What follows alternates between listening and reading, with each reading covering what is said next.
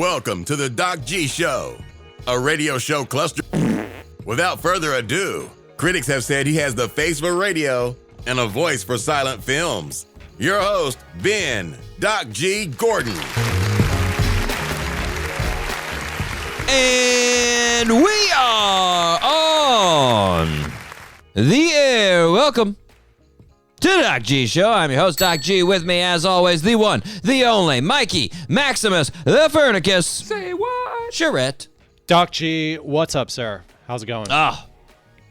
Still reeling from the weekend, Mike. Yeah. Big question. How hard did you go for President's Day? I didn't go very hard at all.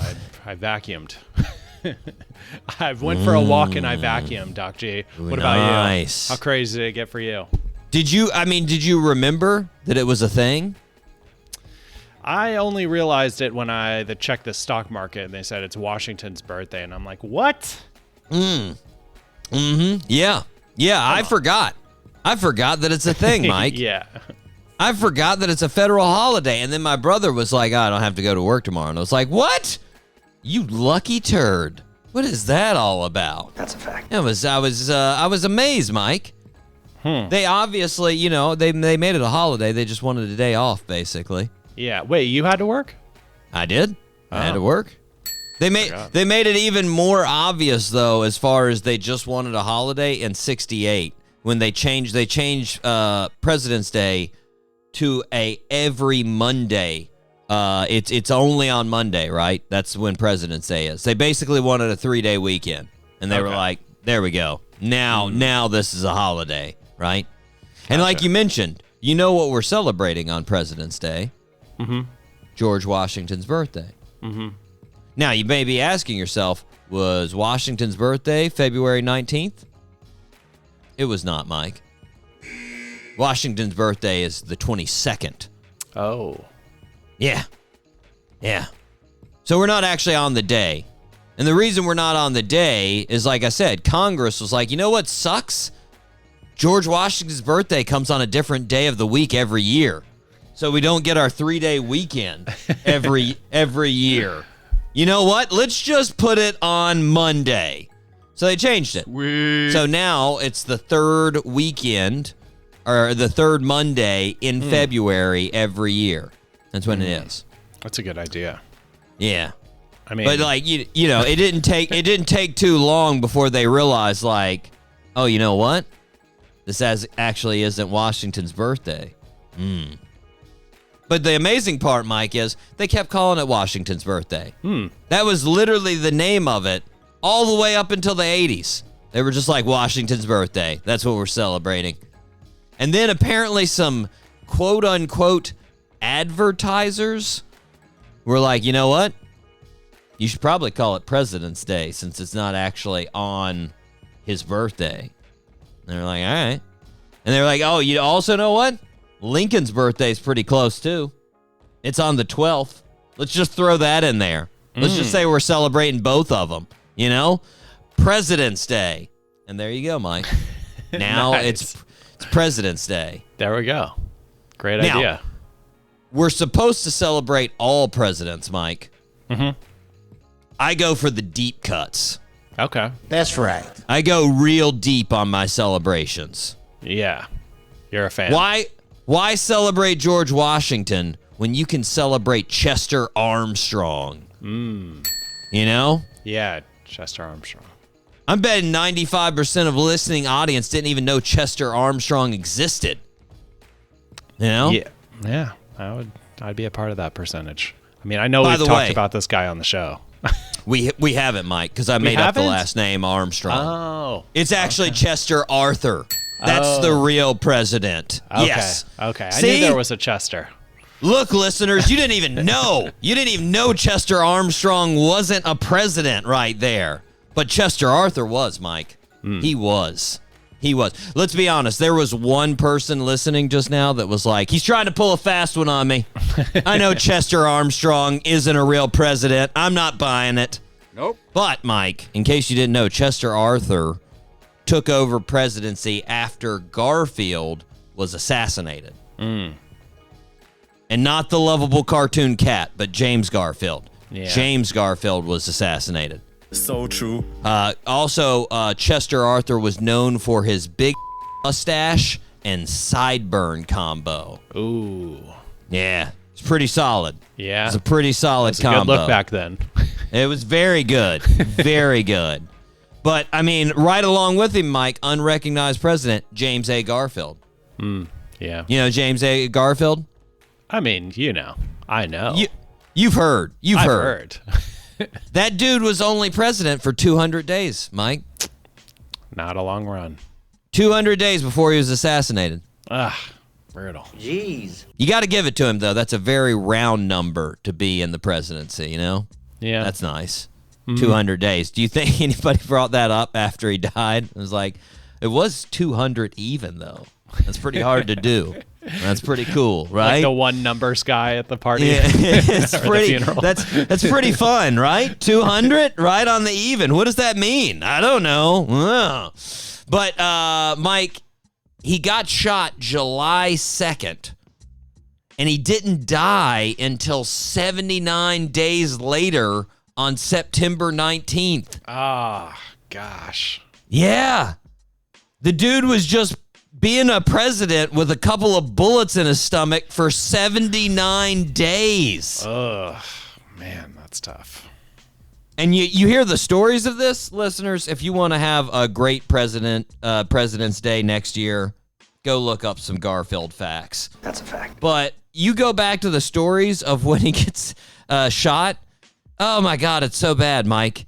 There's just doctors not knowing science back then. Yeah. And there's just dudes coming in just finishing their dinner like, hold on, let me clean off my fingers. I'm just going to lick them off a little bit. Where's this bullet? Let me get in there. They don't have any gloves on. They didn't sterilize anything. They're just poking through in his stomach. Oh, it is so funny.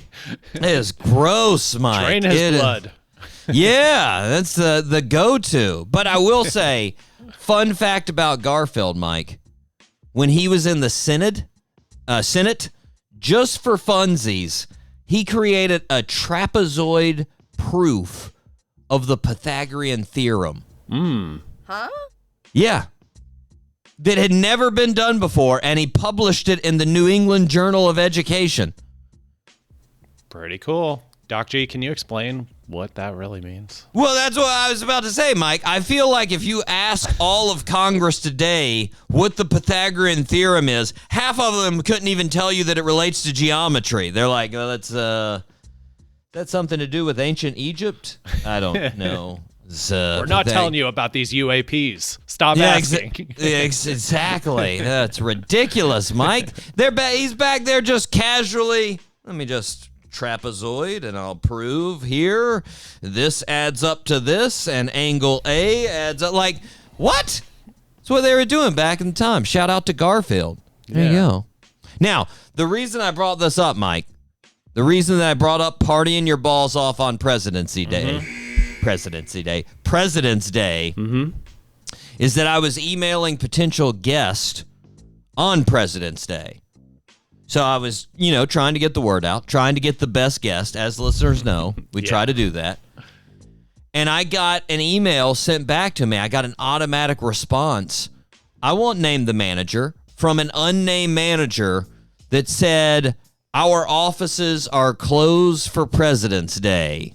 We won't be responding until Tuesday, February 20th. I was like, wow. What? Immediately, I was like, is this the type of person we want on the show? No. I don't know. A person represented by some kind of lollygagger? I mean, what are you doing on President's Day? Really? I got a feeling this person was not celebrating Chester Arthur or James Garfield, Mike. Doubt it. I didn't think. But I will say, Mike, do you have any idea what kind of food is usually celebrated, apparently, with President's Day? Any guesses? I just want to say turkey. I don't know why. It's just a very old... Yeah, that seems very American-esque. Yeah. Mm-hmm. But apparently, cherry pie is a very popular because, Mr. Washington had the fable of cutting down a cherry tree. So apparently people celebrate that by eating a little cherry pie. And I got to say, Mike, how weirded out would you be if you went over to somebody's house and they're like, hey, want some cherry pie for President's Day? What? What the kind of house am I Is there in an right American now? flag on your pie? I don't think you're supposed to decorate them like that. That's right. That's an edible American flag right there. Mike, now that we have celebrated and know the backing of President's Day, are you ready to fire this show up? Let's fire up the show, Doc G. All 3 engines up and burning. 2, 1, 0, and lift off. Mike, I am very excited. You are very excited. We have a massive guest today. A massive guest. Mr. Sully Erna of Godsmack. Godsmack on the show. What? Can't believe it. Can't believe it. Nope. This guy is lovely. I wanted to hang out with his mom, and I was turned down. Yeah. But you know what? That's fine. Yeah. It's all right. I'll win them both over. Me, Sully, and Connie will hang out. We will hang out, Mike. So true. By the way, listeners, I don't want to spoil anything, but just so you know right off the top, it's not his mom's Ferrari. No, We'll go it ahead isn't. and let you know that. It's not his mom's Ferrari. You'll have to wait until the interview to know what we're talking about. Anyways, Mike, we need to start where we start. Birthday suits. Happy birthday, Mr. President. Mike, pretty good. 13 out of 18 right now. Yeah. 13 Doc G, out can of I say 18. something about last week? I was really down about the missing Frederick FD. Douglass? Yeah. I was going to text you that, but I was like, no, I'm going to wait till the show. I'm going to let everybody know that I was disappointed in myself for missing that one. It's all right. You may have another one that you're going to be disappointed with this week. So it's All right, cool. It's all right. We can rectify it down the line. 96 out of 168 for your total. So I mean, we're still starting out good. You're well over 60% this year, Mike. Cool. Okay, here's the condensed clue. Known as somewhat of an it girl of the late 1990s and early 2000s. She was the star of I Know What You Did Last Summer, Heartbreakers, and she had a main role on Party of Five. Jennifer Love Hewitt. Woo! Probably- Nicely done. Yeah, one of my first Nice. crushes. I mean, There I we would go. say, yeah, She, Jennifer Love she- Hewitt. let's be honest. She's a looker. Yeah, she Now, is. I don't want to come down on her now, but she had a little bit more magic in those early 2000s. Yeah. A little bit. I mean, what can you do? She's turning 45, Mike. 45. She was born in Waco, Texas. Now, this got me. She moved to Los Angeles when she was 10 years old. Apparently, she won the Texas Our Little Miss Talent winner. So, yeah, I didn't know that was a thing, but I would not recommend most people going to Los Angeles when they are 10. It's probably a little bit premature. Would just be my, suggestion. Yeah. But anyways, after did you know she had a music career, Mike? No, I didn't. That's a fact. Yeah, apparently a little bit of a music career there. She signed in 1995 to Atlantic Records. She had 2 albums, and then she signed to Jive Records in 2002. But yeah. But anyways, Mike turning 45. Yeah, a little bit. Well, I mean, that was the time frame of like the combo actors, singers. You did okay. you did both of them together. It's sort of like I'm trying to think of a couple of the folks that were in that. Scarlett Johansson. There you go. Scarlett. Yeah, Scarlett Johansson was there. What's her name? Went out with Nick Lachey there, or married to him. Why can I Jessica remember Nick? Simpson. Yeah. Yeah. Why can I remember Nick Lachey's name? And I'm like, who was that lady? I don't know. Anyways, yeah, so people funny. like that. Mike, are you ready to rip some headlines? Let's do it. It's now time for Rip from the Headlines. Mike, it's pretty well documented on this show. I'm not a huge fan of flying. It's very low. It's very low on the list. It's not as low on the list as weddings, but it's down there. It's down there. And I'm not like a lot of people. It doesn't really have anything to do with the scariness of flying. Like, it's not like I'm worried that the plane is going to crash. It just has to be, it's just, my hatred of flying has to do with being stuck around a bunch of gross people for however long the flight takes. That's what I don't. A little bit of claustrophobia. Well, and it's not even just claustrophobia. It's just, I look around, I'm just like, ugh, you're gross. Yeah. Oh, you're gross too. And I'm always around the grossest people, it seems, Mike. Yeah. I'm sorry. However, this next story highlights that I definitely have not been around the grossest people. So here's the headline, Mike. Quote, maggots fall on a woman during Delta flight to Detroit. She was freaking out. Fair, Mike. I think that her reaction was fair. I gotta be honest. I don't know what else you would do when maggots fall on you. Oh. Are these fly larvae? Cool. Nice. So, Mike, maggots fell on this lady. She started screaming. The flight attendants came over to check out the situation, and they found the maggots were coming from the overhead compartment. And they tracked them in a particular passenger's bag. They opened the bag and found rotten fish. Rotten fish was in the bag. Apparently, the fish was wrapped in newspaper. Word. And Newspaper. yes. And apparently, as soon as they started looking for the owner, the man that owned the rotten fish stood up and claimed it. Yes, that's my rotten fish. Thank you. That's my rotten fish.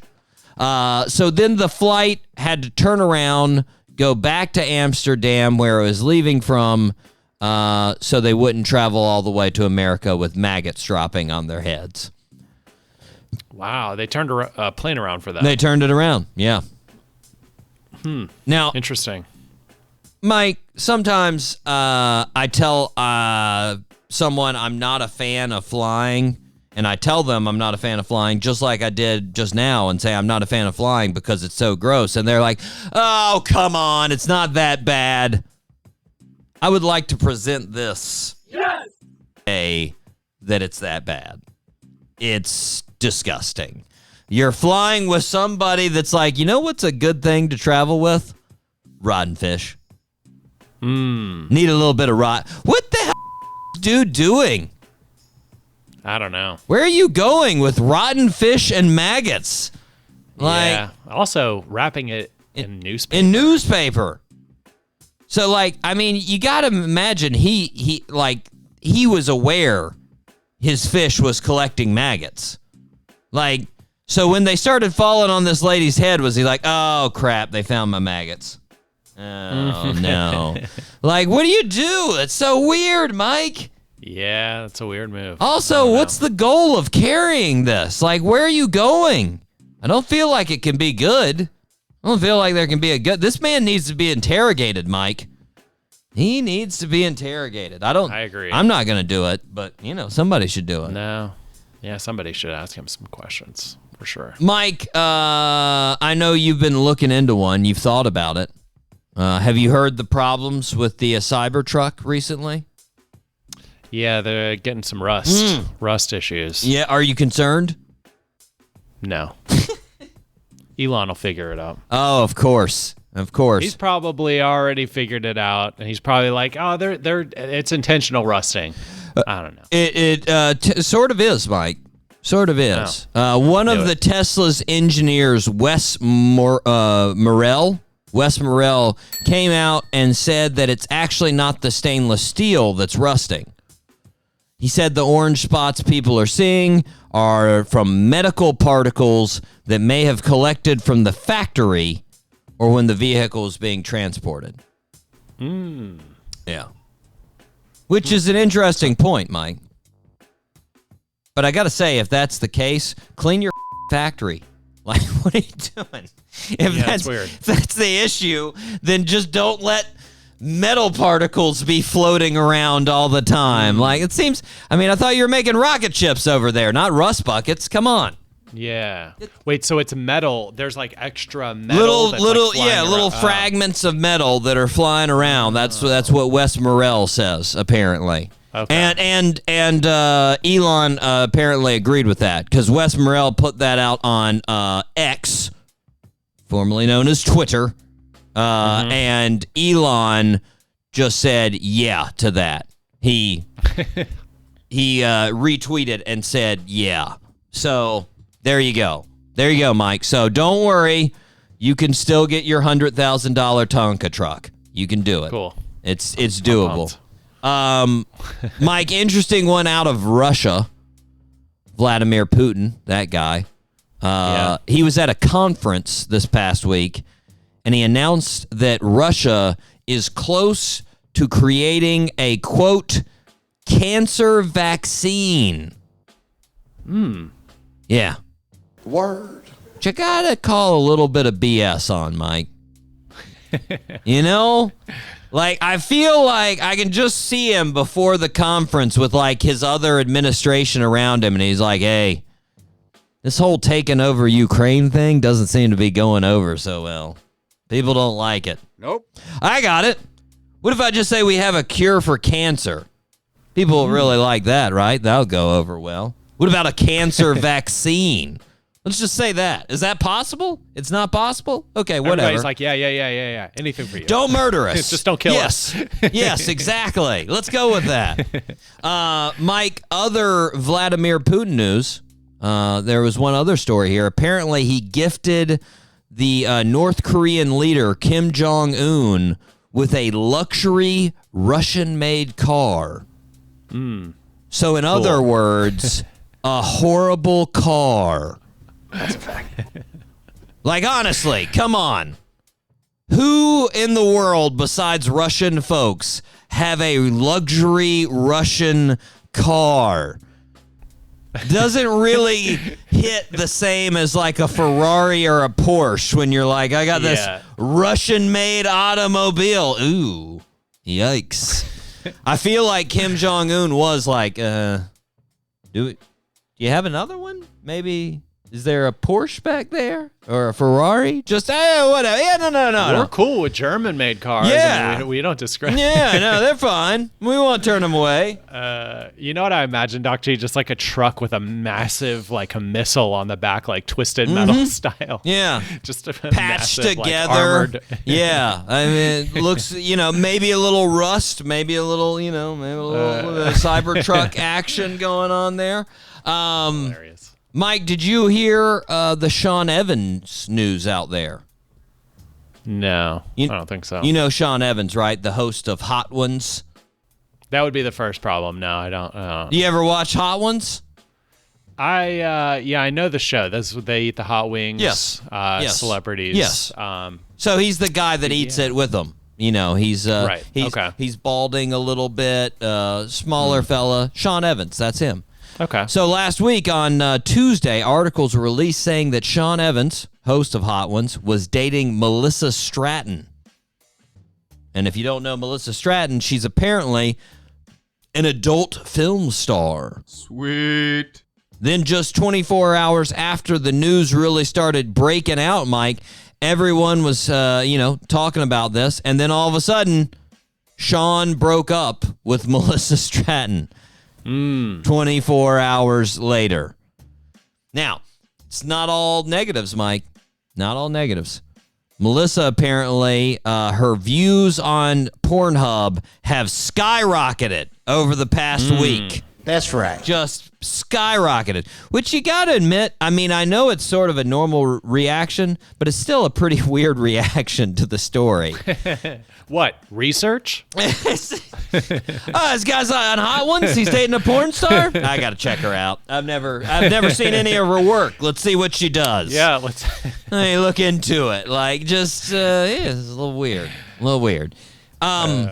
Mike got a little Taylor and Travis news.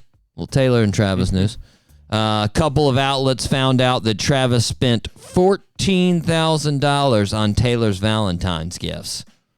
Aw. Yeah, which I gotta say, little blue on black, you know? Like, not gonna really do much for Taylor. She's worth $1.1 billion. But Yeah.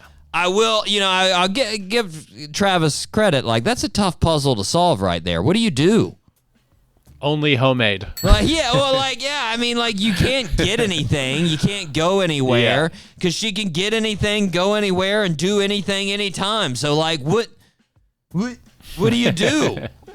I mean, the BBC came out with an article titled Taylor Swift's cat, Olivia Benson, is allegedly worth more than Travis Kelce. That's got to feel good if you're Travis. You open up the paper. A cat's worth more than me. Sweet. That's cool. Like, I mean, and BBC could have at least put in that article title, financially worth more. Mm-hmm. Instead of just going with worth more. Not really. Yeah. That stings. You don't have to leave it broad like That that. stings a little bit. But I think you gotta go with what you said, Mike. I think you gotta go with like homemade. Yeah. You know? Something. You just go with like a ticket for one free massage. Here you go, Taylor. Anytime. These hands are yours. Like, you gotta try something like that, because you try anything else, she's gonna be like, I'm worth $1.1 billion, you piece of shit. And you're like, oh, that's true. Sorry, I'm worth a measly $40 million. Ugh. He's worth $40 million. That's what they were estimating, Mike. $40 million. Which, not bad. And the cat's like 70 million. You nailed like it. Just above. You nailed it, really? Mike. Yes, it was in the 70 millions. I forget if it was 70 or 72, something like that. Yes, exactly. I'll look it up in the break. Mike, we got one story here before we go to break. We got some gross news out of New York. On the northbound number 4 subway line between 167th and 170th Street. Huh? I said that weird. I don't know. 167th and 170th Street. I don't know why I said 170th. That's weird. It's not in fractions. Anyways. It's a New York thing. 170. That's right. You guys don't know it. You don't know it. You're not, obviously, by my accent, I'm from New York. But anyways, this was in the Bronx. Police were called to the location here because they found a leg on the subway track. Ew. Just a leg, Mike. Mm-hmm. Uno leg. One leg. Nothing else. It was apparently discovered by a train conductor who had been doing a sweep. I think that's some subway lingo there. Doing a sweep following a snowstorm on Friday night. The conductor reportedly stopped the train before it hit the leg and then informed police. Nicely done. Way to not run over the leg, train conductor. Got your eyes out there. I like it. But I tried really hard when I heard this story, Mike, to think of a positive outcome when you find a leg. Mm-hmm. But I don't think there is one. No. No. The end of a story where you find a leg is never, and they lived happily ever after. Yes. No. No. The best case scenario is now the dude is missing a leg. That's the best case scenario. I've got an additional one. Now he's missing his leg. If he's a homeless guy, he's probably getting just a little bit more on the dollar when he's asking for money. That's a New York thing, Doc G. It's a positive. The less limbs you have, you clean up. You clean up. I mean, there's a sympathy there. So, I hope I don't sound like a terrible person. Mike's going the long saying route. He's going the long route.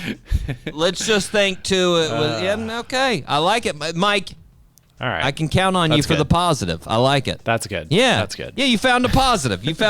Mike. Well, sometimes I say things, Doc G, and I'm like, I really probably sound like a terrible person by saying this, and I just have no idea. But, I think that's a positive spin. Don't worry, Mike. The listeners cool. are already well aware of that.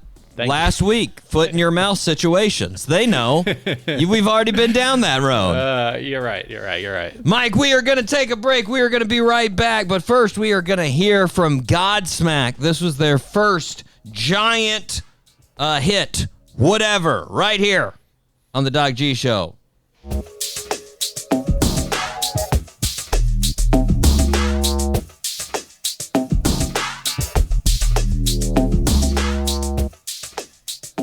And we are back here on the Doc G Show. Spinnaker Radio, WSKRLP 95.5 FM in Jacksonville, Florida. Mike, what do the listeners need to do?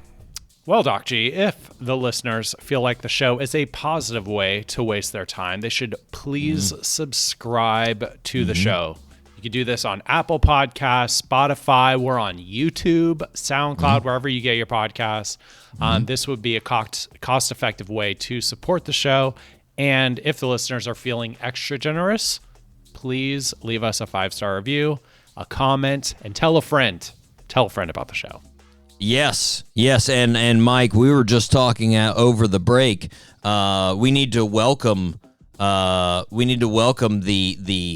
YouTube listeners. Yes, we do. We got some new listeners on YouTube, and we want to welcome them to the Doc G family. That's right. Thank you, YouTube listeners. Mike, I did look it up. I just looked it up right now. The cat is worth, actually, it's 77 million pounds.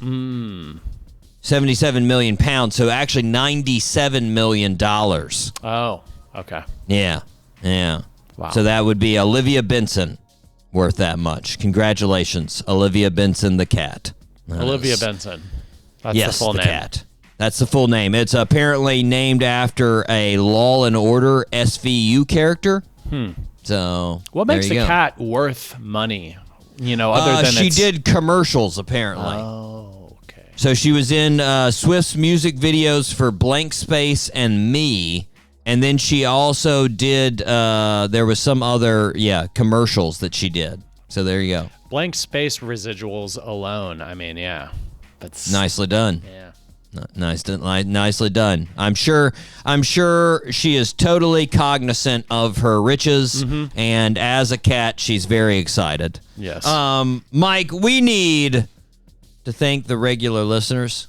We do. And right along with those newcomers. But the regular listeners, as we call them on this show, the 5-star listeners, they need to be thanked. And here we go. Shoutouts. Shout out to Jacksonville, Florida, Columbia, South Carolina, Radford, Virginia, Gainesville, Florida, Frankfurt, Germany, Anoka, Minnesota, Ashburn, Virginia, Piracai, Brazil, San Diego, California, Dublin, Ireland, Borgman, Oregon, Genoa, Italy, Richards, Texas, Barcelona, Spain, Winfield, West Virginia, Biloxi, Mississippi, Tulsa, Oklahoma, Peoria, Illinois, Katy, Texas, Toms River, New Jersey, Olive Branch, Mississippi, Asheville, North Carolina, Los Angeles, California, Spartanburg, South Carolina, Athens, Georgia, Baton Rouge, Louisiana, Chicago, Illinois, and Boynton, Virginia. Yes. Nice. Yes. Woo-hoo. That's pretty good. I Great started job. out a little bit slow, but there were no stumbles. Nice. Thank you to all the regular listeners. Mike, Thank you. got some 4-star listeners. First on the old 4 stars. Fort Lauderdale. Fort Lauderdale. Shoutouts. One more week, Mike. If One they're more on they're on the top 25 one more week, they will be a 5-star listener. Get excited, Fort Lauderdale. Get excited. Woo-hoo. So we appreciate the listens up to this point. We do. Keep them coming. Mike enjoys the Elbow Room. He wants to do a live show from there. So come on. That'd be amazing. Wouldn't it? Oh. It's a lovely place, Yeah. man. We're just on the beach out there, just Great spot. enjoying the sun and the breeze. Oh, it'd be lovely. So It'd be true. lovely. Next on the list, Mike, we've got Lake City, Florida. Thanks for the listens, Lake City. White Plains, New York. Mike, this is a tad scary one here. The Villages, Florida. Oh, no. I hate to tell you, listeners, you've got a bit of a reputation. There's a bit of a reputation, Villager listeners. There, it's not good. I don't want to. Yeah, I don't want to say, but they're mostly not good. You know. But I'm sure if you're listening to the Doc G Show, you're good people. Yeah, and I'm sure you got a great golf cart too. That is one good thing about the Villages. Lots of creative golf carts. Always with the golf carts, because you know why would you want to walk? Come on. Well, get out of town with that. Mike, next on the list, Virginia Beach, Virginia. Shout out to those guys. Hialeah, Florida. There we go. Shout out to Hialeah. Budapest, Hungary. All right. Budapest. Never been there, Mike. I'd like to go there, too. Here's the place you've been. Charleston, South Carolina. Charleston. Shout out to St. Louis, Missouri. Shout out to Council Bluffs, Iowa. Council Bluffs, you got 2 more weeks. 2 more weeks, Council Bluffs. Here's a not a normal semi-regular, but they've been on the list before. Aberdeen, Scotland, Mike. Yeah. Shout out to our Scottish friends there. Ann Arbor, Michigan. And lastly, shout out to Milwaukee, Wisconsin. There we go. Good list. Mike, we got a new part of the thanks, which would be the top 5 countries listening to the Doc G Show outside of the U.S. The countdown would be Canada, United Kingdom, Germany, Brazil, and Hungary. Shoutouts. Yeah. Shout out to all you guys. Cool. Thanks. We love the international listeners. We appreciate it. Fantastic. We do. Mike, we are going to take a break. We are going to be right back with none other than Sully Erna from Godsmack right here on the Doc G Show.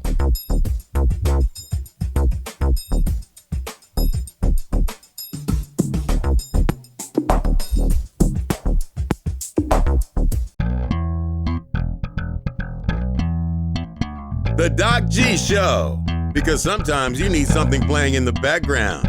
Every Wednesday at 7 p.m. on 99.5 FM, Spinnaker.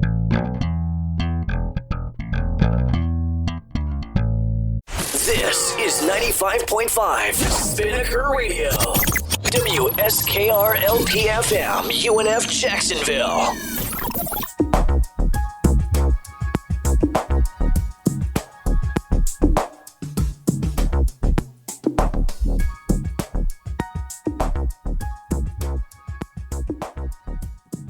Welcome back to the show, everybody. We have an absolute legend on the show today, the lead singer of Godsmack, a band that has had 8 studio albums, 3 that went number 1. They've sold over 20 million records, and they're going to be in Florida March 13th, March 14th, March 16th for the Vibez tour. Mr. Sully Erna. Sully, how are you, sir?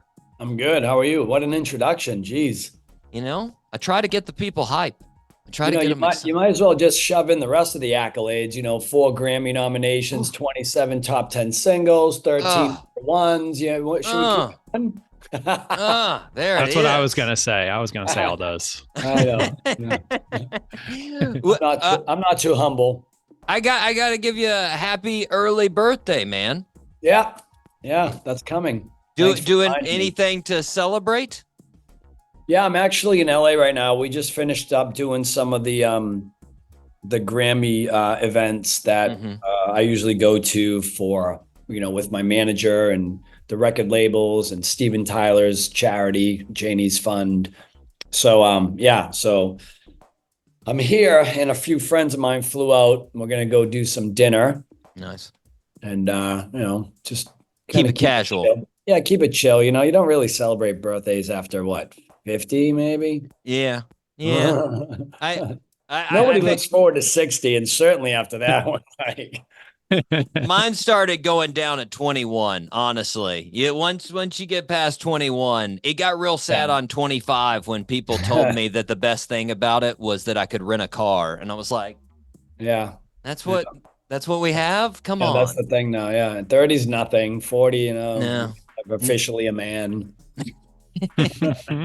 Well, let's talk about the Vibez tour. It's an acoustic electric tour, which I absolutely love, because one of my favorite things you guys have done with Godsmack is the Other Side EP. I drove my friends crazy playing Touche and Voices for like 5 years straight. No kidding. Oh, I love that album. Love our EP, I should say. Cool. You did a similar sort of tour back in, I think it was around 2003. What made you want to switch to this, the more intimate setting, the acoustic style, that kind of deal? Just giving the bodies a break, really, for a minute. We just finished a year of pretty hardcore touring on the big stages, and as anybody knows that's come to see Godsmack live, where it's a very physical show. It's more like a full contact sport at this point. At least that's what our dressing room smells like before we go on stage. But yeah, so it's nice to just kind of like not take too long of a break, but also not get back up on the big stage too soon, because you need a little time to heal the voice, heal the body, and that kind of thing. So this was a kind of a good compromise to stay out there, but bring a little bit different of a vibe as well. Oh yeah. So we can hit some other markets, do some smaller rooms, which we don't really do anymore. And it's a reason to do that as well, but really it's just about bringing people a really intimate evening of music and storytelling, and taking them on that musical journey with us. Yeah.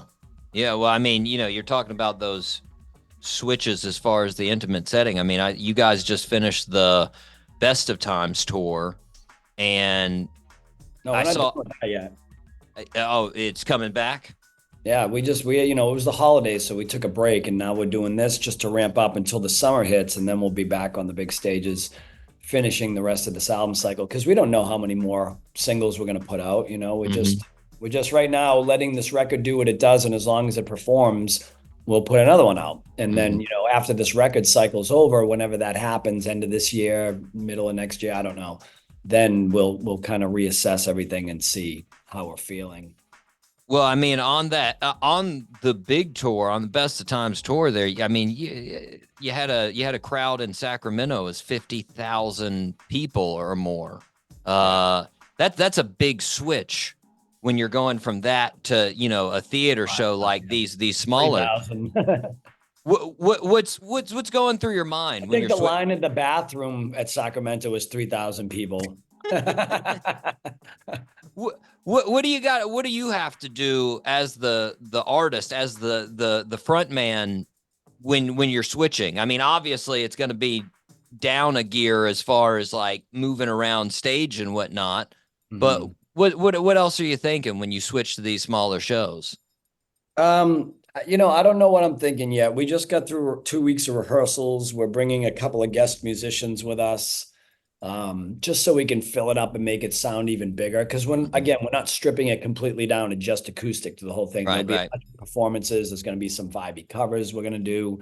So we wanted to have accessibility to like all those instruments. But so I don't really know, what kind of frame of mind I'll be in, but I'm assuming, having done a lot of solo stuff in the past, having done the acoustic tour before, that this is going to be a completely different mindset. This is more of a meditative, kind of seductive vibe that's going to happen in the theater. And like I said, really giving people a musical experience from the time they walk in the theater, the scent that's in the air, to the visuals, to the performances, the stories. For me to get into that kind of mindset, it's more quiet time for me, and balancing myself and getting focused on just putting on a really good performance vocally, because this isn't about the musicianship of entertaining and jumping around on stage more than it is just putting on a really good musical performance. So that's a different mindset than when I go out on the big tours. that's why I said that's why, that's when we're rubbing Ben Gay on the elbows and wrapping the knees with ace bandages and like getting ready to go into a UFC fight. Well, going along with that, I actually saw on the Instagram there, you were getting ready for tour, and you had to go see your orthopedic doc, dealing with a little tennis elbow there. How's it feeling? It's good. It's feeling Nice. pretty good. This guy's the best, man. He always tunes me up. So yeah, I'm right now. I'm good. Nothing has failed yet. Now I saw he got you cortisone in there. What was other? Did he put something else in there? I think the first part of the needle, the first part of the tube has a little Novocaine. Okay. And then it goes into it's like all in one tube kind of thing. Yeah. But it's still getting a 4-inch needle stuck in your elbow. Well, I was talking to Barry Kirch from Shinedown. He was dealing with the same thing. Had tennis elbow pretty bad. He did platelet-rich plasma injections. So he's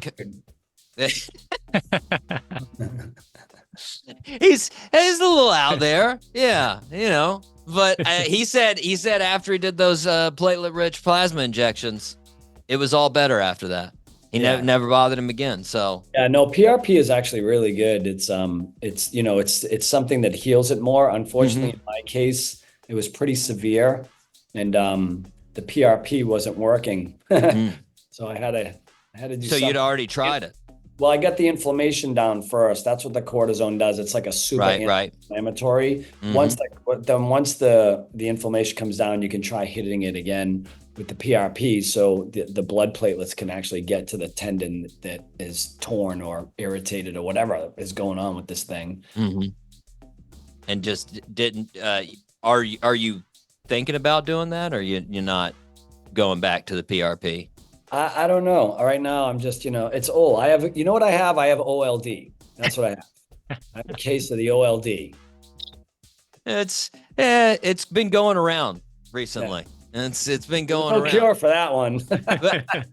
I've seen you though. I mean, you're on your documentary and on social media. You get into fitness, man. The documentary starts there with you training, jumping a rope, running, boxing.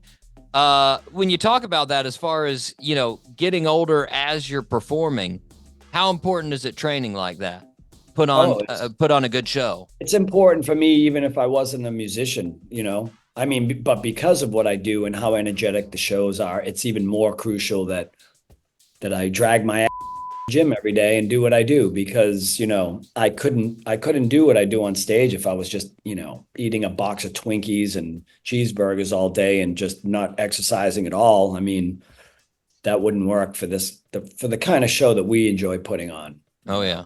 The music is really what takes us there. The music has so much energy and we're inspired by it. So it's it kind of, it gives us that energy that makes us want to like we were when we were teenagers, being in the mirror, banging your head with a broom in your hand, playing air guitar.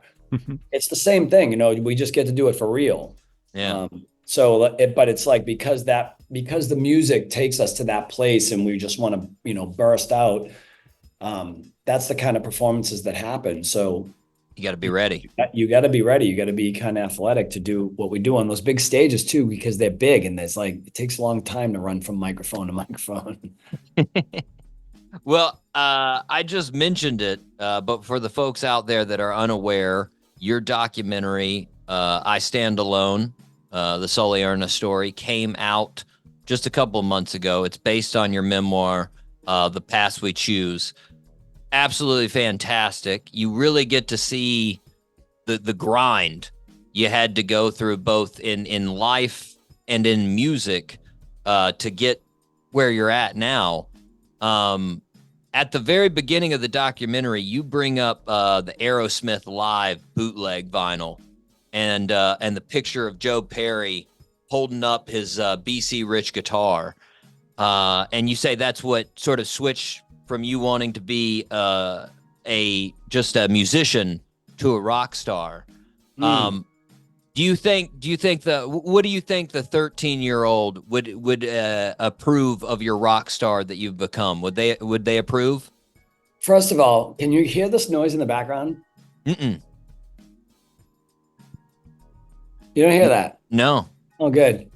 Someone's got like some kind of like drill or something going. I don't know. They must be doing some repairs. It sounded like someone had gas next to me or something. It's really weird. Anyways, yeah. What would a 13-year-old say about my rock star? The 13-year-old you. What would the 13-year-old you say think about me? about you? Yeah. I don't know. That's a good question. I've never actually been asked that one. That's a good question, dude. Good for you for coming up with that one. Usually the questions in America are kind of boring. Awesome. I don't know. Honestly, I would like to think if they would see anything in the rock star in me, it's perseverance. Because I really think today what we're lacking with the new generation is preparing our children. And believe me, I'm a dad and I get it. I have a 22-year-old daughter now who's brilliant and she's awesome and she's really grown up to be an incredible woman. But it's challenging sometimes seeing a lot of the newer generation come up and these parents are not preparing their kids for disappointment, right? Because disappointment is going to happen over and over again in our lives. And when you don't prepare, I mean, listen, as parents, nobody wants to see your kid fail, get hurt, be bummed out, be sad, whatever, right? But come on, everybody gets a trophy, really? Like, no, we don't all get the trophy. And if you don't prepare them for that, what's going to happen when you kick them out of the nest and they're in the real world and all of a sudden they don't get the job or they don't get the date or they don't get asked to the prom or, there's all these little things that pop up and then they crumble to their knees and they cry and they sit in their room for a week and they're severely depressed and whatever. And it's like, man, we got to teach them that the real reward happens when failure happens and we're able to stand up no matter how many times life kicks you down and reach down inside yourself and you find that inner strength and you rise above that. That's when the real miracle happens. That's when the magic happens. And that's when the success happens. Yeah. So everything that people strive for in their lives is achievable, but you need to know that it's not going to run perfect, man. And it's going to fail. It's going to be disappointing at times. It may not fail completely, but it may. It may fall apart completely. You may have to completely pivot into another thing, or you may just have to work a little bit harder and stand back up and go for it again, polish it, make it a little bit better, do it a little bit better. And those are the people that really become successful. And that's when the reward will pay off.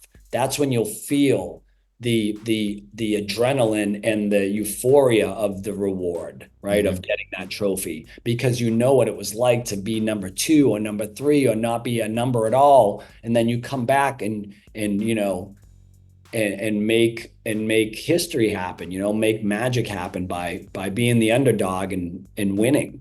Yeah.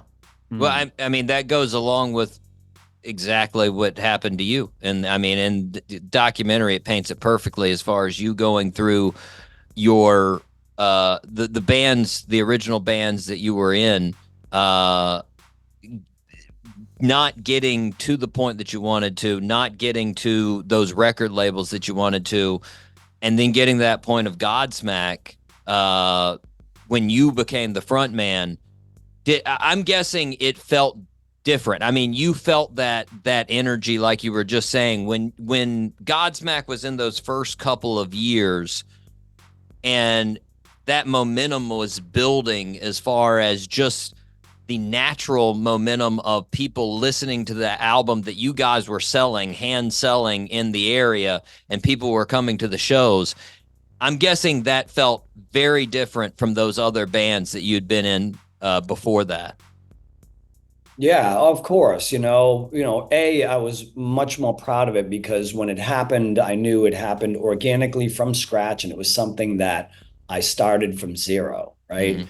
And I knew the work that was ahead of us, but at the time it was like, man, going through all these different bands and just being bummed out one time after another, getting fired, having the band not work out, not getting a record deal, all these different disappointments that would happen, going through relationships after relationship, and that whole heartbreak of that stuff not working out when you're really in love with someone. And you're trying to still get up and go to work every day or go practice, and all these things are just like so stressful, but like I said, when it happens, it's like I just don't think people who have the world handed to them can truly appreciate how hard it is to accomplish things like this in life unless you really grind and work for it, because they're just handed it, they're handed it down, and it's like, I don't know, maybe there's challenges within that at some point because you manage the companies or run the companies and figure it out. But those people, to me, have a little bit different of an attitude too, a lot more spoiled, a lot more self-entitlement and things like that, and or a sense of self-entitlement, I should say. And I just think that they aren't as kind or compassionate as people are.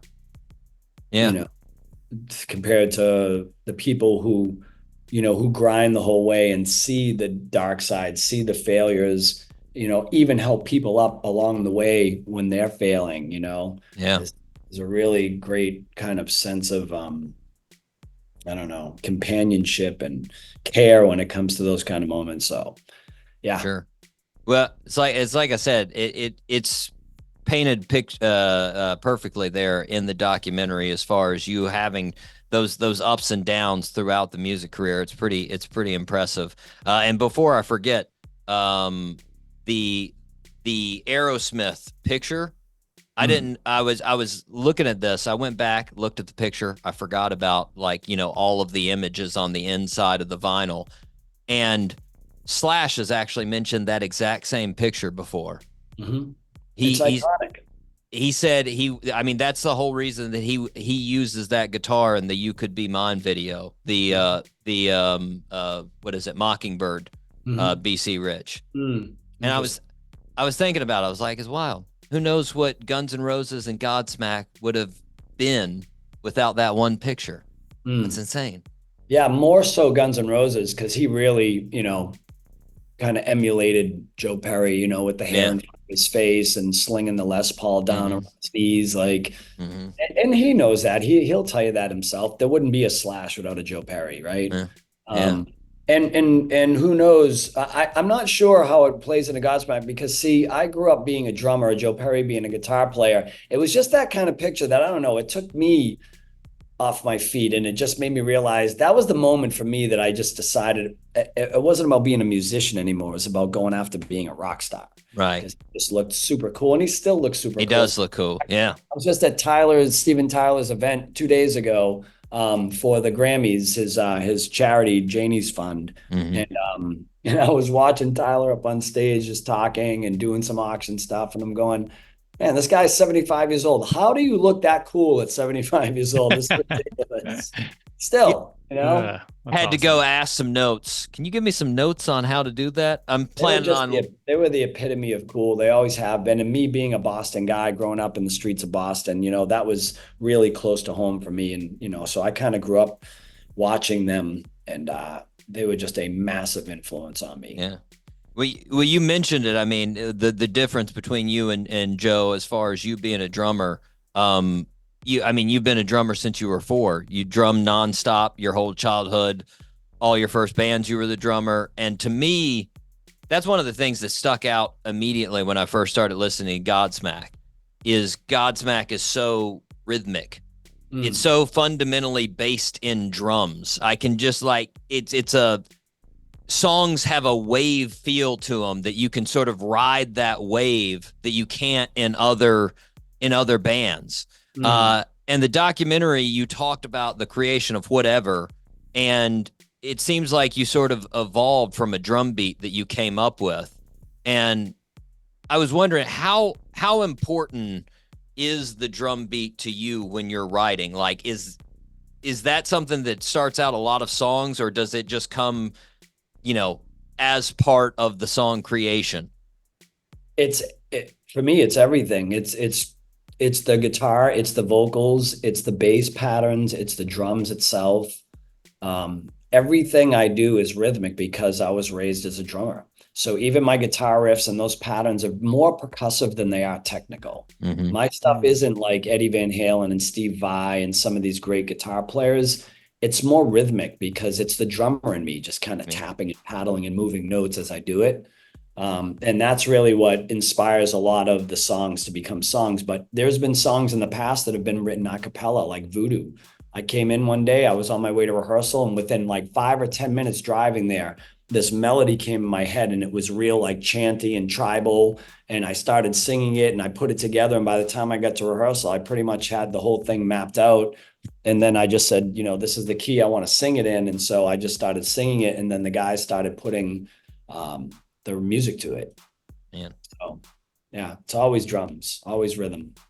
You talked about in the documentary there when the first time you saw Shannon perform when he was in Wrathchild, and you talk about his drumming performance, how theatric he is, which, I mean, that's one of those things when I first saw him that just blew my mind too, is just how it looks like a dance that he's doing, like this. Just it's ridiculous, him behind the drum set.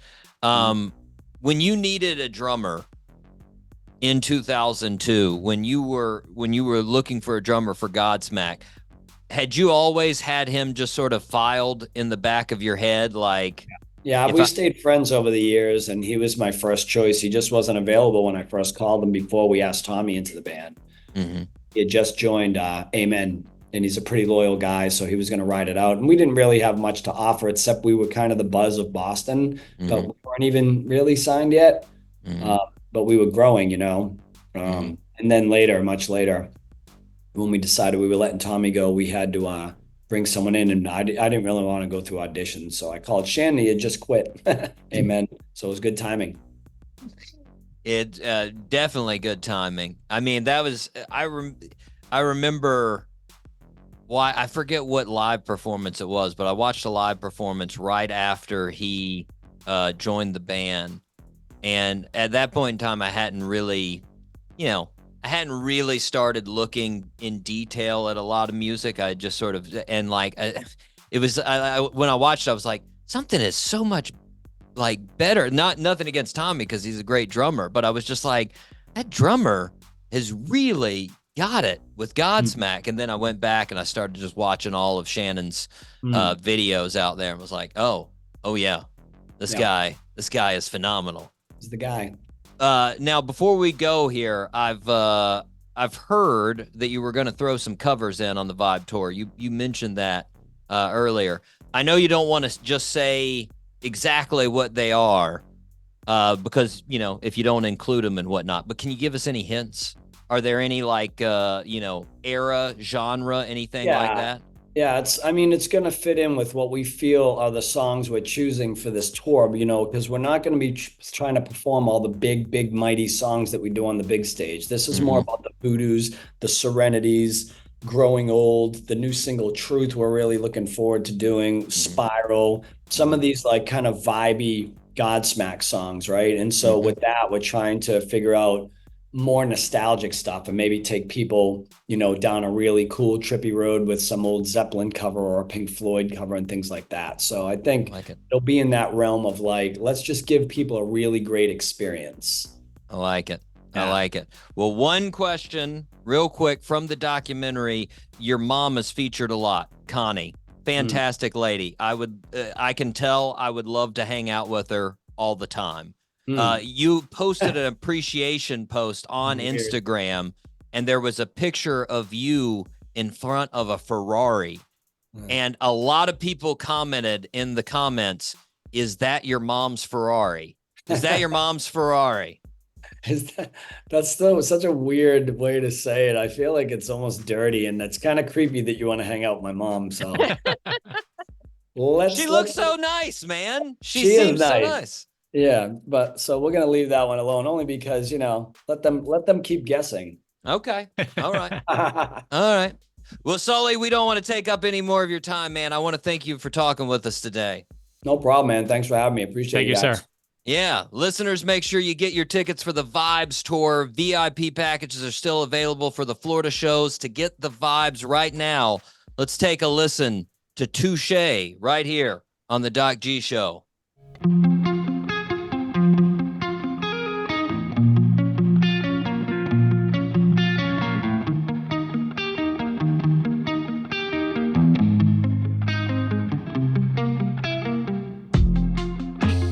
And we are back here on the Doc G Show. None other than Sully Erna of Godsmack right here on the Doc G Show. That is fantastic, Mike. Fantastic. Yeah. My goodness. I'm going to be honest. His cookie did make me a little bit hungry. Mm-hmm. I would like to have a cookie, you know? Yeah. And I don't care what he says. DoubleTree cookies are delicious. That's right. Yeah. Mm-hmm. They're fantastic. Okay, it doesn't. They have their little oven behind the counter, and they just pull out a nice little toasty one, throw it in the little bag for you. It's nice. It's very nice. You know, great way to start the stay. It is, and you know, it's nice to know that me and you are not the only ones that have to deal with outside noises during our recording, you know? Because me and Mike have to do that all the time, and it's very frustrating. And apparently, he thought, you know, and that's always the thing. Whenever there's a noise going on your side, you're like, I'm sorry, is this ruining everything? And everybody's like, no, not getting anything. I don't hear it. Not hearing it at all. Yeah. And lastly, Mike, regardless, I'm going to become friends with Connie Erna. That's going to happen. All right. Actually, I guess her last name isn't Erna. I forget what her last name is because, but Connie. I'm going to become best friends with Connie because she seems like a lovely lady, you know? And I don't want to be stereotypical, but I bet she's a mean cook. Come on. Oh, yeah. I bet she can cook some mean dishes in there. Just, I mean, her mom appeal, her taking in the friends of the community. You got to learn. I'm sorry if that crossed the line, but you know what? I think she can cook. That's what I'm going to say. Oh yeah, Connie's can cook. Connie is a good cook. That's a good cook name. I mean, it's definitely better than Patty, Mike. It's definitely. Patty, I wouldn't trust. I mean, you know, it'd get a little secondhand smoke flavor, whatever you're eating. All the Patties out there have now stopped listening to our show. Never again. Not listening to these. Well, we kept dicks. The Patricias. That's right. The Trishas, the Trishas, the Patricias, they're in. Mike, we need to move on to the fastest growing segment in the world. Mike's the top 3. Yes, Mike. And your idea for this week was the top 3 jobs that you would prefer to have that are not the job you currently have. Yeah. Now I could put a lot of on here, Mike. I realized once I was going over them, I was like, there could be a lot. And I was thinking about this, Mike. You know, because we're sort of assuming that we have the talent for these jobs. You know, like that's the thing. I was like, well, I'm assuming on most of these that I would be good enough to actually do this thing. So that opens it up to a lot of things if I were to actually have the talent to be able to do that job, you know? So do you have any honorable mentions? I do. Okay. One, it would be to work in academia, Doc G, to be a professor. That'd be cool. It seems like a good time. Yeah, I listen to, Huberman. I listen to a lot of these scientists and educators, and it just sounds like a good time. You're constantly surrounded by specialists. Yeah. Great conversations. You're kind of in the know of whatever is. Yeah. You're trying to get your think on. You know. Yeah. Sounds cool. Anything else? No, that was it. Okay. Only honorable mention. Yeah. Okay, I got a couple. Right back at you, Mike. Comedians on my honorable mention. Yeah. Be fantastic. Just the highs. The highs of being on stage. Very especially with getting that laugh. Oh. Yeah. Gotta feel so good. Gotta feel so good, man. I also put on there, and again, that's the thing, talent. Golfer. That just seems fun. Like if I could do that, like my God, just going out there, a lovely sunny day, a beautiful golf course, and then you're just nailing the ball around. Like, yeah, here we go. That seems great. Great pick. Yeah. You know, that would be a good gig. I also put painter on there, like painting. Like if I actually had the talent, not like painter, like paint the walls, but like an artist. Oh, you know, okay. Like that would be fun. Like especially like, you know, but again, I'd have to have the talent. I'd have to have the talent. So number 3 on my actual list, Mike, here's the number 3, drummer. Yeah, drummer. If I could, I mean, just get behind that, get behind those drums, a rock out. My God, being in a massive band, ooh, that'd be fun. Yeah, it'd be a good time, man. You know, as listeners may remember, I followed that dream for like 4 different gigs and didn't happen. Surprisingly, after 4 gigs, our band wasn't famous. It was strange. I don't know how. I don't know why that didn't happen for us, but whatever. Anyways, you know, it was there. Mike, you're number 3. My number 3, professional skater. Ooh, you know? yeah. Skating competitions, travel the world. You get gear named after you. You get sponsors. Yeah. Oh, yeah. It'd be a cool life. I mean, you know, the only thing, of course, I'd be concerned with is the injuries. The injuries. It's a little risky, you know. It is. Yeah. That is a risky biz. So I'd be a little concerned with that, but other than that, it's pretty cool. Yeah. And pretty cool. Lots of money, lots of fans. Big checks, like you get the big checks too. You get like the not like a big money check, but like a large check. Yeah. Like just oversized, so you can carry it around. Check. Yeah. Yes. Yeah. Yes. Cool. It'd be cool to have one of them. You get that in golf too. Yeah, put it on the frame it, you know. Yeah, have it in a room. And I made that. That was me. Mike, my number 2, late night host. Oh, late night host. That would be a good gig. Yeah. I mean, it's basically what I'm doing now, just on a bigger stage. You know, it's basically this show, but bigger and live audience and, you know, multiple guests. It'd be fantastic. Warm-up comedian.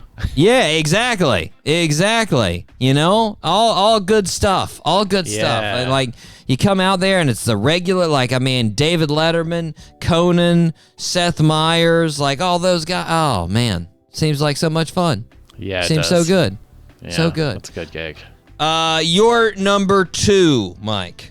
My number 2, I don't know how much skill you need. I know that you need some skill, but being a DJ. A DJ would be sick, especially the DJs who can play music while they're DJing. Like those like they use the keyboards, they DJ. Like I watched a DJ Khaled show. Yeah. I watched him live. Yeah. And he's just standing up there and playing his music. No, yeah, he's having a great time. He's like, yo, I made this. I'm DJ Khaled. I made this. Yeah, I think DJ Khaled's a little bit unique in that fact, because he didn't become famous as a DJ performance. He became famous as a radio DJ, and then he just started making albums as a producer. So then it's like, you know, there's only very small parts that he may actually rap in a song that he like. There's only like a couple of lines. So other than that, yeah, it's just him being like, hey, remember this? DJ Khaled. Remember this? We take it over. Here we go. Yeah. Remember that? Yeah, that was me. Like, you know, yeah, it's like a versus battle with nobody else there. You're just playing your own tunes the whole time.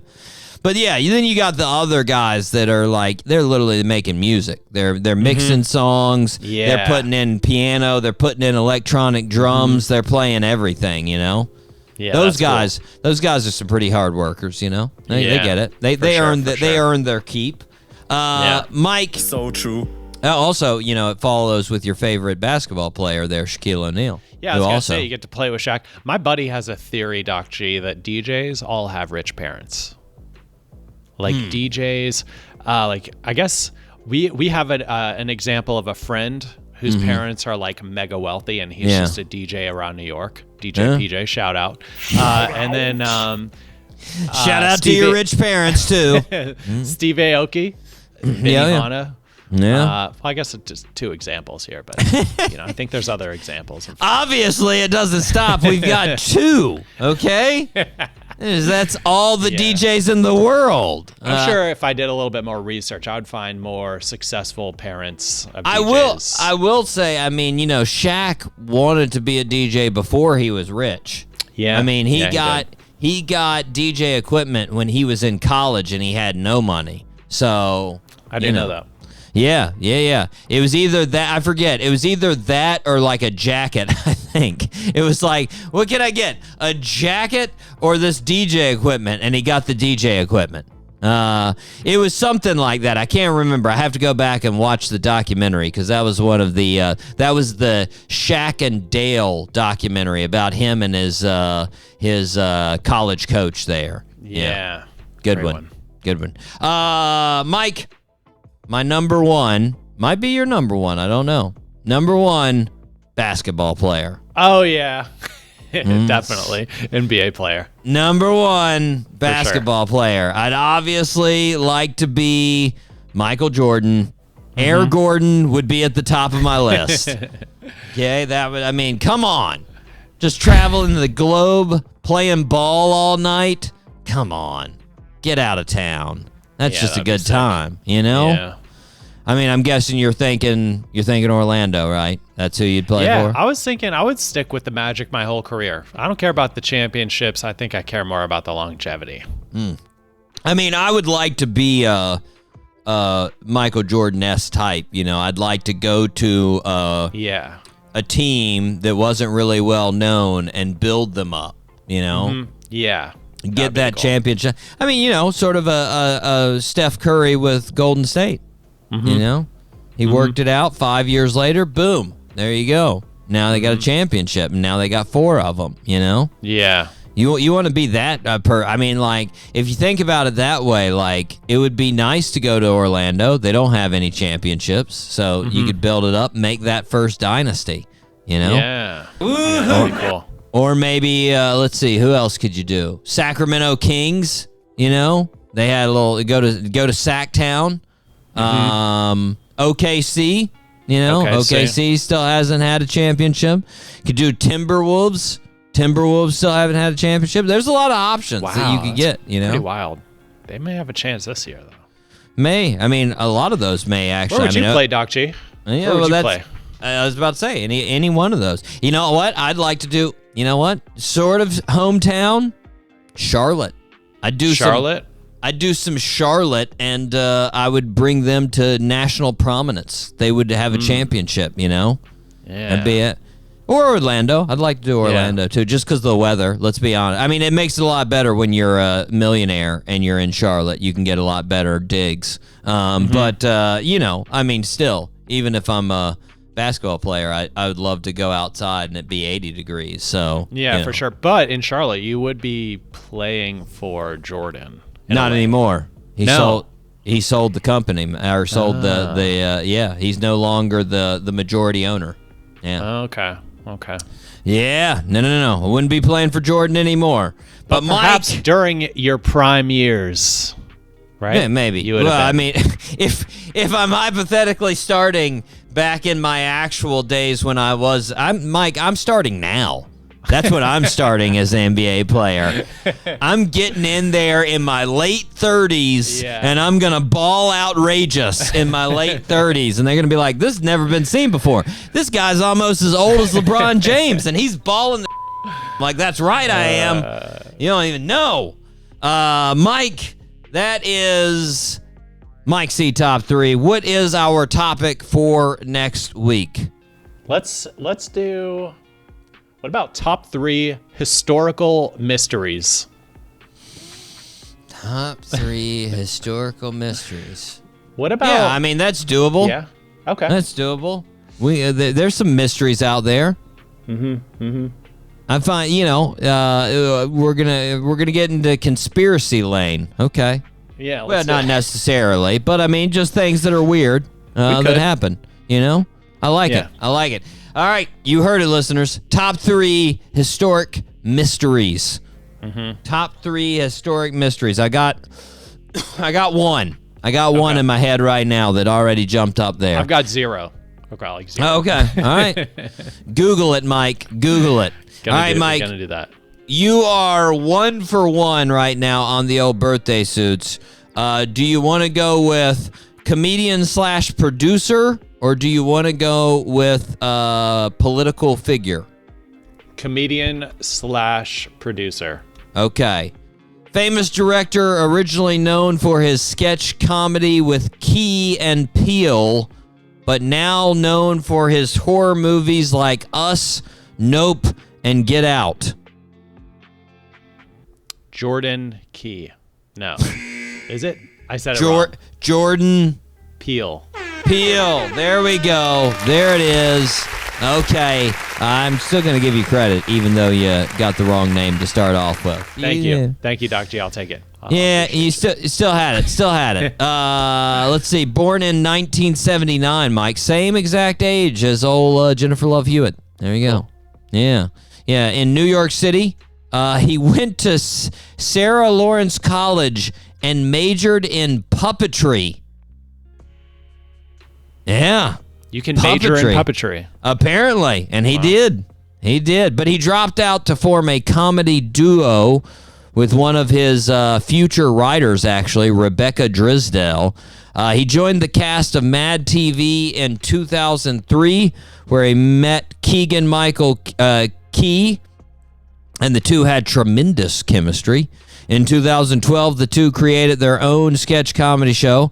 After the sketch comedy show, he started creating movies. His first was Get Out, which was hugely successful. His second was Us. And then in 2022, he released Nope. And Mike, as you know, I'm not a fan of horror movies, so I have seen none of those and am not interested in seeing any of them. No offense to Jordan Peele. I'm sure they're masterfully done and very exciting movies, but I hate horror movies, so no. Yeah. Nope was Pass. pretty good. Nope was pretty good. I don't know if it'd be horror, more like sci-fi, but I had to go back and finish that one. That was a good one. Okay. All right. Yeah. There you go. Recommendation by Mike, listeners. Get it if you haven't seen it. There you go. There it is. Mike, I'm not sure you'll get this one, but we'll give it a shot. Here we go. One of the most influential leaders of the civil rights movement. There we go. He was in the House of Representatives from 1987 until 2020, representing Georgia. He wrote 7 books, and before he passed away, he had 50 honorary degrees.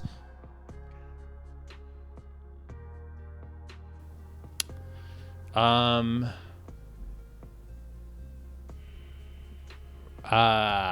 on. He was Jesse. one of the original Freedom Riders. He was at the infamous Bloody Sunday in Selma, Alabama, at the Edmund Pettus Bridge. For half credit, I will take initials. JL. Yeah, I don't know. It's a very normal name.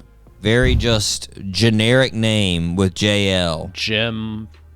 No.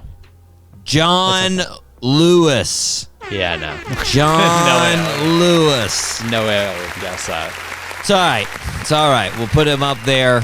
Put him up there. He's a great guy. Oh, he's fantastic. He was born in Pike County, Alabama, February 21st, 1940. Mike, 1940. As a boy, he wanted to be a preacher. In 1955, he heard MLK on the radio for the first time. At the age of 17, he met Rosa Parks. And then in at the age of 18, he met Martin Luther King. Our birthday suit wearer went to the American Baptist Theological Seminary in Nashville. He also earned a degree from Fisk University. While in college, he was working for the civil rights cause. He was one of the 13 original freedom riders, busing people for voter registration. Our birthday suit wearer was there for the famous I Have a Dream speech, and he was there for the infamous Bloody Sunday in Selma, Alabama, where peaceful demonstrators were attacked as they crossed the Edmund Pettus Bridge. Our birthday suit wearer's skull was fractured during that riot. He wore the scar for the rest of his life on his shaved head. You could see where his skull had been fractured. He worked for almost a decade with the Field Foundation, and then in 1981, he ran for Atlanta City Council and won. In 1987, he ran for the House of Representatives and won. He was reelected 18 times. Sadly, our birthday suit wearer died of pancreatic cancer in 2020. John Lewis, Mike. Legend right there. I mean, come on, man. When you're talking about credentials and, you know, fighting for your right, civil rights, somebody asks you what your credentials are, and you're like, I got it on my head right here. Yeah. I wear this every single day. Like, and just, yeah, man. Yeah. John Lewis, fantastic. Happy birthday to John Lewis. Mike, 2 for 3. Not bad. Still above 60%. Still getting it. Although we're going to have to work a little bit on the old Black history. It is February, Mike. So yes, just saying. It is February. Just saying. Mike, we have some fantastic shows coming up. I can't wait. Next week, Rodney Crowell on the show. My goodness. Songwriter Hall of Fame, Grammy winner, has worked with just like everybody you can think of in the country music game and some in the not country music game. Mike, I'm a huge fan of Bob Seger, and this dude wrote a song for Bob Seger. Say what? So there you go. Cool. Yeah, I can't wait to talk to Rodney. He is fantastic. We also have none other than Grammy winner Cedric Burnside coming on the show. Can't wait to talk to him. Cedric Burnside, my goodness, this guy comes from a long line of talented musicians, Mike. I mean, his dad was a famous drummer, Calvin Jackson. His granddad was a famous blues guitarist, R.L. Burnside. He's just down the line. He's doing what everybody does in his family. Awesome. Makes us not talented people feel sort of like crap. But, you know, whatever. It's fine. Anyways, we're going to be talking to him in 2 weeks. Can't wait to talk to Cedric. It's going to be awesome. He came out with a new album, so we're going to be talking about that. But until then, Mike, we need to wrap it up. I have been your host, Doc G. With me, as always, the one, the only, Mikey Maximus, the Verticus, Charette. Always a pleasure, Doc G. Thank you so much for having me. Of course. And until next week, zip it up and zip it out. Zippity-doo-dah.